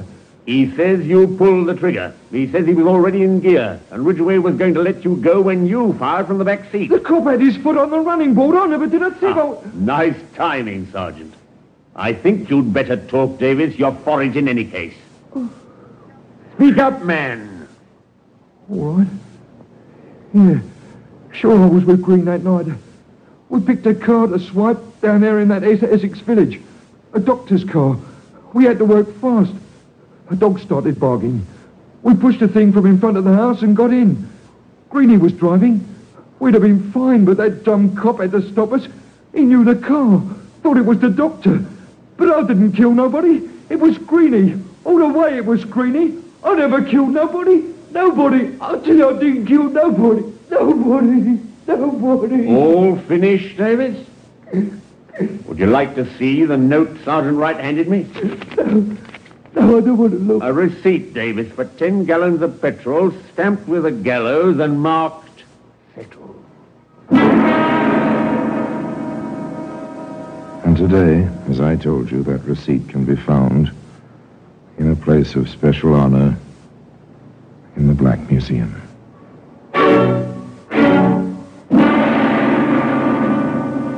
Orson Welles will be back with you in just a moment.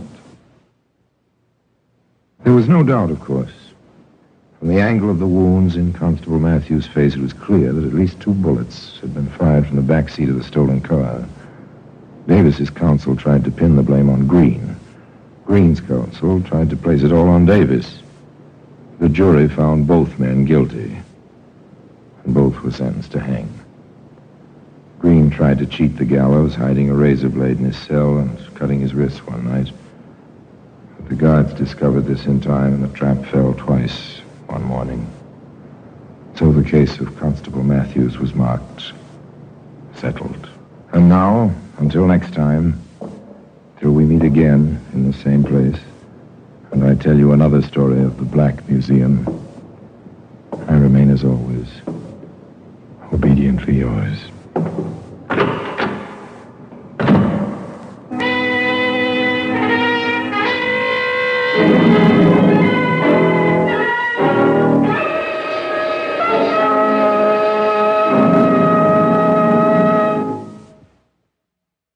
This is Orson Welles, speaking from London.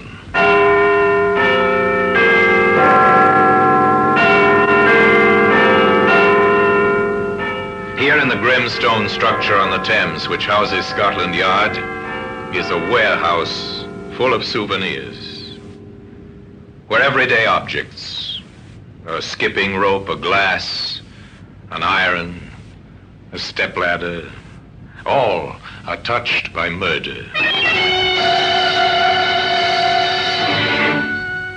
Now you take this key. This was on the floor beside the body, sir. A door key.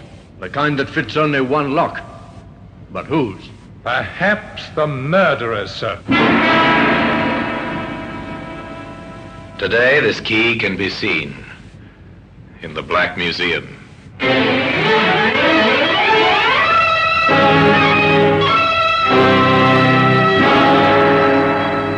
From the annals of the Criminal Investigation Department of the London Police, we bring you the dramatic stories of the crimes recorded by the objects in Scotland Yard's Gallery of Death, the Black Museum.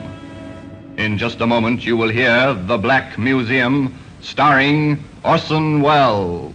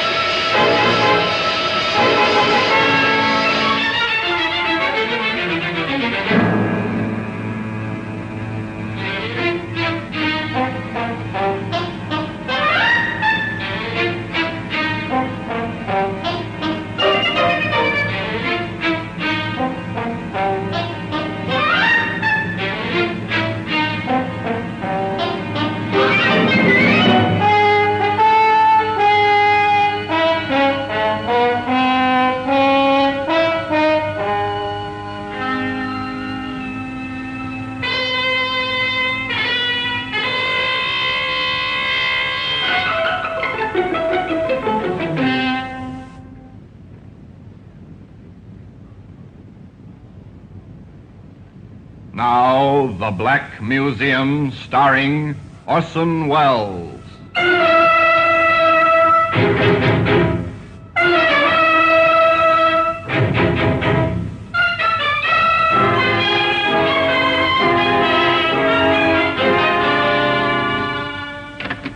Well, here we are in the Black Museum, Scotland Yard's Museum of Murder.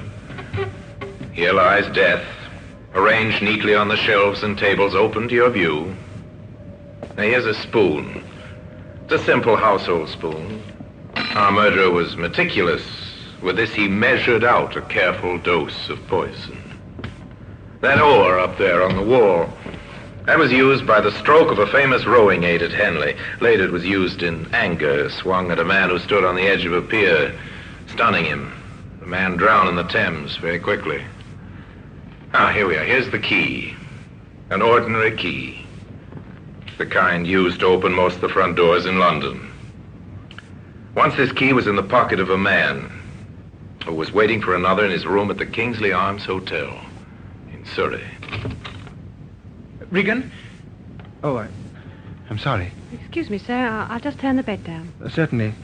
I'm waiting for Mr. Regan. You don't happen to know what time he'll be back, do you? No, sir, but if you wait here, you're sure to catch him. Thanks, I will. I particularly want to see him. The conversation lapsed. The visitor sat down again. The maid completed her work and left, stealing a glance at the young man as she closed the door behind her. Night fell. Lights came on in the guest bedrooms. But in one room, the number on the door was 22. A man sat alone in the darkness, waiting. The night passed, and morning came. In the hotel, there were beds to be made, rooms to tidy.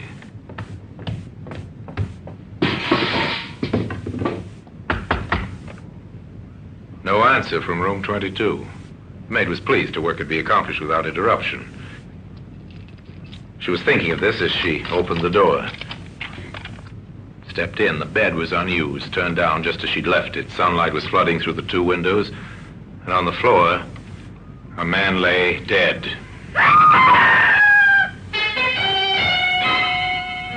The manager called the police.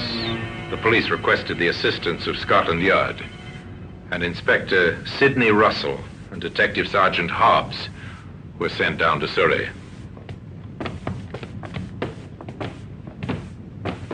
This is the room, sir. Number 22. Has anyone been in there since the maid found the body? No one, Inspector, except myself and the local police sergeant. On his orders, I kept the room locked. Good, ma'am. There you are. Thank you. I'll let you know when we need you, sir. The two detectives covered the room, and in their quick survey of the murder scene, they found several leads. His wallet, sir. Let's have a look at the identity card, Sergeant. There you are, sir. Name's Thomas Regan. What else you got there, Sergeant? Roll a note, sir. The killer either missed that or the motive wasn't robbery. Oh, I don't think it was robbery, sir. His watch is still on his wrist. Going? No, sir. It stopped at 7:25. That might have been the time the murder took place, though on the other hand, the watch might have run down this morning. He was shot through the head, sir. Surely somebody must have heard that. You would think so? Well, here's a shell I found on the carpet. Point 22. We'll keep this for ballistics. What else, Sergeant? Oh, some silver taken from his trouser pocket, a handkerchief with the initials TR in the corner, and a cigarette lighter. With the initials TR. He's well labeled. And this was on the floor beside the body, sir. A door key. The kind that fits only one lock. But whose? Perhaps the murderer, sir? Unless it belonged to Regan himself. Oh, it's not the kind they use in hotels. No. Was he wearing or carrying a keychain? No, sir. Then the key would have been carried in his pocket along with his money. Which hadn't been spilled onto the floor. You may be right, Sergeant, but to make absolutely sure, that key should be checked against every lock in Regan's home and his office and everywhere he might have occasion to visit. If it does not belong in any of those places, then it seems to me that when we find the door that key fits, we find the murderer. The detectives went downstairs to talk once more to the hotel manager. Inspector, this is a terrible business. Listen to those men in the bar. What about them, sir? They're newspaper reporters. Oh, this is really dreadful. The notoriety, the reporters, the headlines. It'll ruin my business. It wasn't very nice for Mr. Regan, either. No, I suppose not. Poor devil. What can you tell us about him? Only that he was a commercial traveler. He'd stayed here before? Oh, several times. A traveler, eh? Did he work for any firm in particular, would you happen to know? Yes, I do know, because they always paid the hotel bills. He worked for a London firm, Hardy & Sons Limited. Thank you, sir. I'll leave the room upstairs locked until we have it photographed and checked for fingerprints. Oh, Inspector, there's one other thing I'd better mention. I think it's important. Yes? A man called to see Mr. Regan last night. Did you get a good look at him? I didn't see him at all, nor did the desk clerk. The maid found him waiting in room 22 when she came in to turn the bed down. Unusual, isn't it? Knowing Regan's room number? It suggests an acquaintance. Not necessarily, Inspector. Why do you say that? We have a register here in the foyer. It's on that wall over there. A room register? Yes, just a card opposite the room number. Some people don't bother with it, but Mr. Regan always put his card up. So that maid is the only one who saw this man? Yes, Inspector. Then I'd like to talk to her, sir. Oh, I'll go and get her for you. The hotel manager returned almost immediately with a maid. She was a young girl, very pale, her eyes still fearful from the sight she'd seen on the floor of room 22. Annie Mitchell, Inspector. How do you do, Annie? This is Inspector Russell from Scotland Yard. How do you do, sir? Annie, what time did you turn down the bed in room 22 last night? It was going on for 6, sir. And I believe Mr. Regan was not in his room. No, sir, but there was a man there. Could you describe him to me? Well, he was tall, fairly young-looking, and dark hair. He spoke educated-like. I see. What did he say? Just that he was waiting for Mr. Regan, and he particularly wanted to see him. Tell me, would you know this man if you saw him again? Yes, I think I would. The inspector was well satisfied, but Sergeant Hobbs, who had been questioning the guests, had not fared so well. Now, sir, I'm sorry to trouble you, but I have to ask you a few questions. Really, this is most annoying. I've been kept here all the morning, and it's extremely inconvenient. I quite understand, sir. Now, can you tell me whether you heard any unusual noise or disturbance during the night? The only disturbance of which I'm aware is the disturbance created by the police this morning. You didn't hear a shot, for instance? Certainly not. And you were in your room the whole evening? Yes. Can I go now? Yes, that'll be all. Thank you very much. Well, it's certainly not been a pleasure.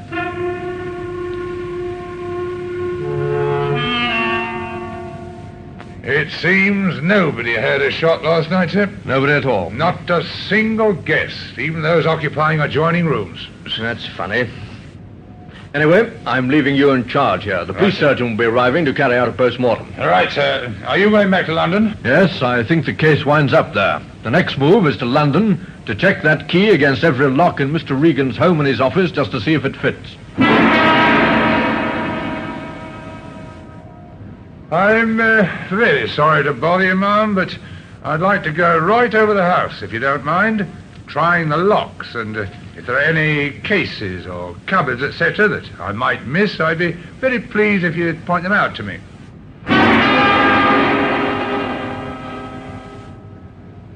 I've come along to see if you can help me, sir, in connection with Mr. Regan. I want to know if there's any desk or a cupboard in his office, or the office door itself, which has a lock for which this might be the key. I believe you've a lock-up garage here, formerly rented by Mr. Regan. It must, of course, have a lock, and I'll be glad if you'd allow me to compare the lock with this.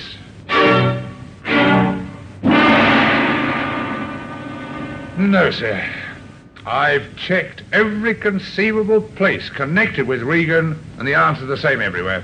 The key does not belong. In that case, we have our answer. Somewhere, someplace, Sergeant, there is a door, and behind that door we'll find the murderer. You know, if I was a philosopher, I would say that it's rather symbolic that we have a key to which we must fit the lock. Still, I'm not a philosopher, I'm a detective, and it's our job, Sergeant, to find the lock, to find the door, and to find the murderer. And that's just what we're going to do, Sergeant. We're going to find the door that this key fits. In time, they were to find the door. By patient, methodical methods, they came to the front door of a small flat. The key fitted. The same key that can be seen today in the Black Museum. In just a moment, we will continue with The Black Museum, starring Orson Welles.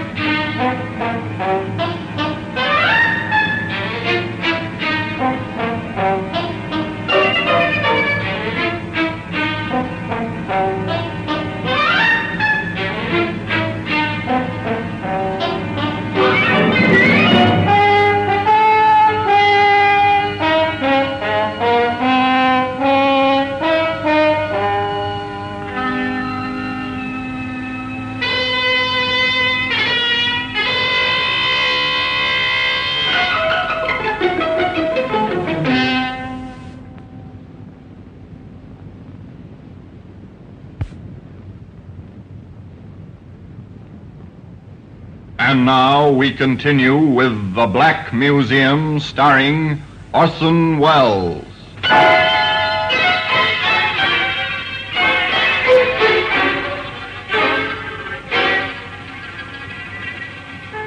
Inspector Russell went back to London, certain that the crime had motive, and that the motive would only be found by a search into the habits and associations of Thomas Regan.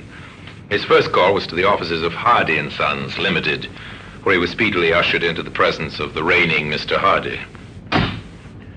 Come in, Inspector. Sit down. Thank you, sir. Shocking business. Now, who could have wanted to kill poor Regan? That's what we're trying to find out. Of course. Shocking. One of our best travelers. What do you know of his personal life, Mr. Hardy? I may be able to help you there, Inspector. I believe in taking an interest in my employees. I've always encouraged them to bring their troubles to me. And Regan had troubles? Yes. He was a bachelor. Rather a gay one at times.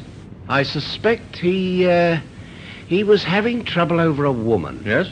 A married woman. She kept on ringing up to speak to him, and the thing spread in the office. He was rather embarrassed and slightly worried about it all. Do you happen to know the woman's name, Mr. Hardy? I'm afraid I can't help you there, Inspector, though, wait a minute. Yes? He did mention something.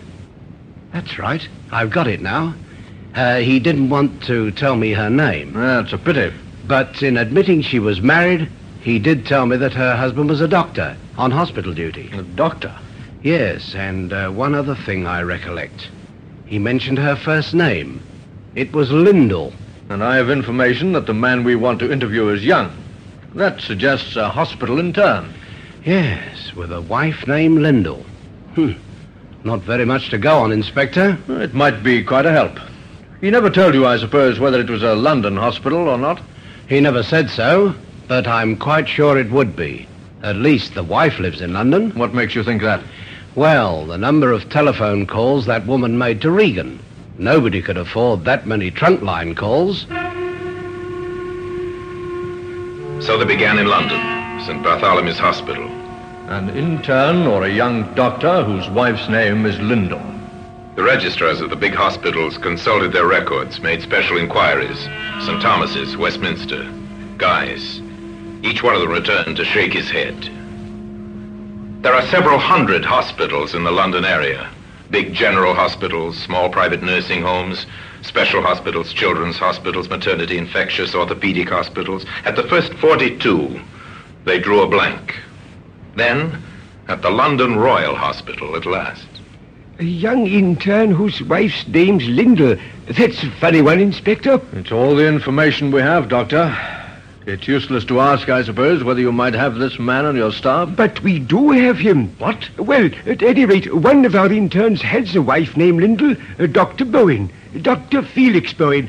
I'll send for him, shall I? No, wait, Doctor. Could you give me some idea what this Dr. Bowen looks like? Yes, I think so. He's young, 31, I think. Quite tall, dark hair. Would you have his address here in your records, Doctor? Certainly. I'll get it for you, Inspector. Thank you. And shall I send for Dr. Bowen? No, I don't want to see him just now, and I don't want it known that any inquiries have been made about him. Very well, you can depend on me. Is he in some kind of trouble? Nothing to worry about just yet, sir. Now, if you'll get me that address... Patients had paid off, the 43rd Hospital. Now, to interview Lyndall Bowen. Inspector Russell went to the address he'd been given, a small flat in a good residential district. The lock on the door fascinated him. The urge to try out the key in his pocket was almost overwhelming. But instead, he knocked.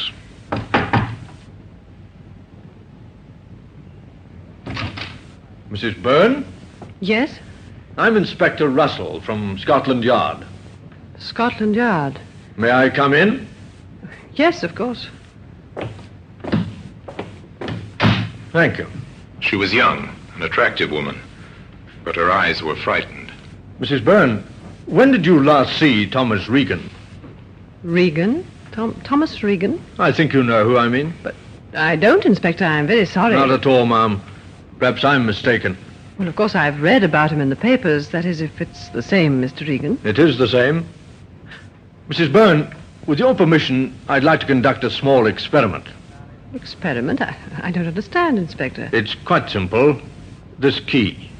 Key? I'd like to try it in your front door. But Of course, if you choose to say no, then I won't be able to try it. You won't? But I also ought to warn you that I can return in a very short time with a warrant. All right. Try it. Thank you, Mrs. Byrne. I'll just open the door and insert the key. The key turned, effortlessly and easily. Hope died in the woman's eyes. The inspector from the yard took out the key and closed the door again. And now, Mrs. Byrne, you and I are going to have a talk about Thomas Regan.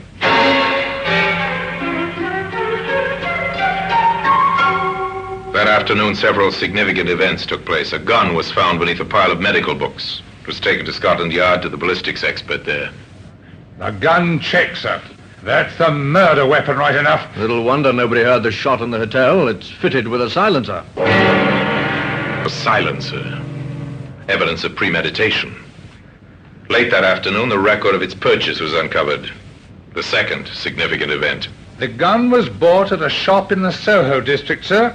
A second-hand shop 2 weeks ago. By whom, Sergeant? The description covers Dr. Felix Bowen. And the proprietor says he could recognize the man if he saw him again. We'll give him that chance. Come on. Where to, sir? The hospital. To pick up Bowen. The third event was Bowen's flight across London. Somehow, in some way, the doctor learned of the net that was closing about him and made a run for it. He was gone when the detectives reached the London Royal Hospital. They drove to his home, but he wasn't there. Now, across England, the vast network of police communications went into action. The teletype carried the news of the fugitive. Central to all stations. General alarm for one Dr. Felix Bowen, age about 31, 6 feet tall, dark hair. Educated voice, quietly spoken. Wanted on suspicion of murder.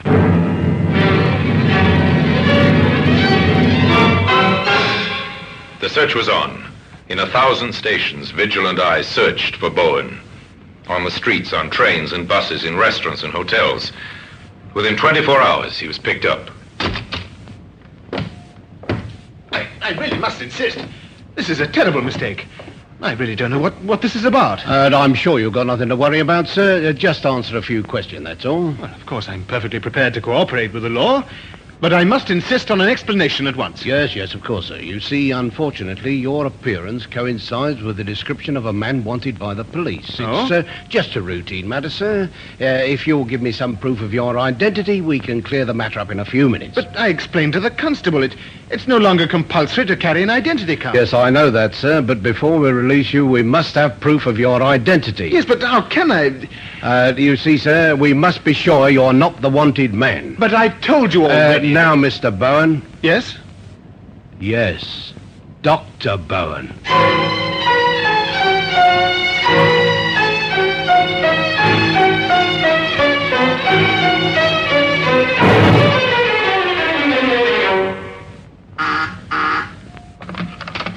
Inspector Russell? This is Sergeant Thompson, sir. Hired. We've picked up a man who we believe is Dr. Felix Bowen. Hold him, Thompson. I'll be there in a matter of minutes.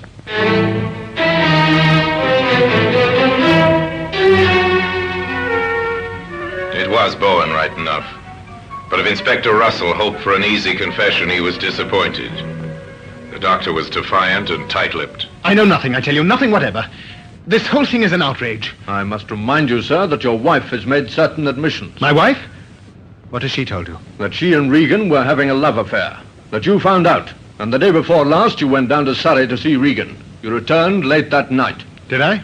And under a pile of medical books in your bookcase, we found the gun you used. The game's up, Bowen. The game is never up, Inspector, until it's lost. The evidence they had accumulated was impressive. But juries are cautious, and defense counsels are often very smart. There had to be no loopholes. There had to be complete corroborating evidence. I think we've got our man all right. The next thing is to prove it beyond all shadow of doubt. What's the next move then, sir? Well, Sergeant, there's one person who got more than a passing glimpse of the murderer. Oh, you mean Annie, the maid at the hotel? Right. We'll see how Mr. Byrne fares on an identification parade. I have a feeling he won't fare too well. Now, Annie, I expect you've heard of an identification parade. Yes, sir. Like they have on the films. That's right, Annie, but this is not a film. This is the real thing. Before we go into the next room, I want to impress on you how important it is that you make no mistake. A man's life may depend on your judgment. So when you answer me, make sure, absolutely sure, beyond any shadow of doubt, the man you identify is the man you saw on the night of the murder. Yes, sir. Right then. Now, in the next room, there are 8 men. I want you to follow me into the room, take a good look at each of them, and see if you can pick out from amongst them the man you saw in room 22 waiting for Mr. Regan. Very well, sir.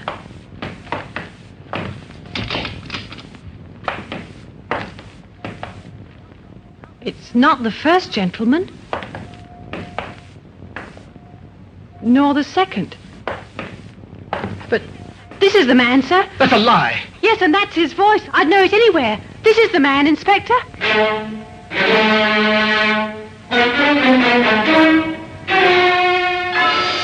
Well, Mr. Byrne, would you like to make a statement to us now? I have nothing to say, except that I doubt that the evidence of a silly maid is likely to give you a conviction, Inspector, whatever you may think. We're depending on more than that, Mr. Byrne.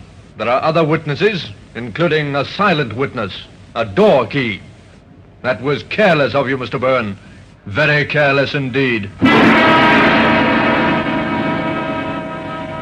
Bourne was identified also by the owner of the second-hand shop as being the man who had bought the gun some 2 weeks before. With that, the case was complete. A door key had helped to find a murderer, and that selfsame key can be seen today in the Black Museum.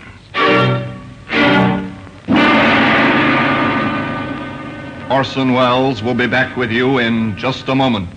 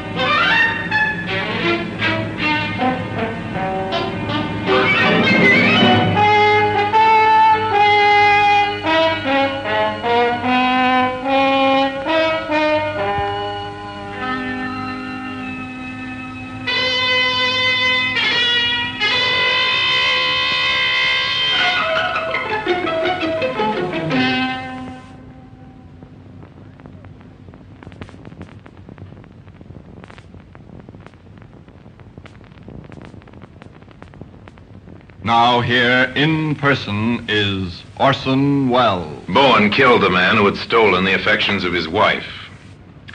His was not a clever crime. It was premeditated, without a doubt, but clumsily conceived. For the young doctor was no student of the art of murder. Yet he might have escaped justice had not a key fallen from his pocket. A key which ultimately brought the police to his front door. And now, until we meet next time in the same place, and I tell you another story about the Black Museum, I remain, as always, obediently yours. The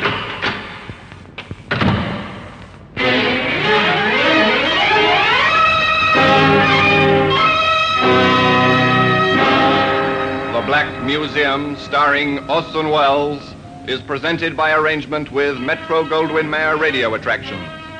The program is written by Creswick Jenkinson, with music composed and conducted by Sidney Torch. Produced by Harry Allen Towers.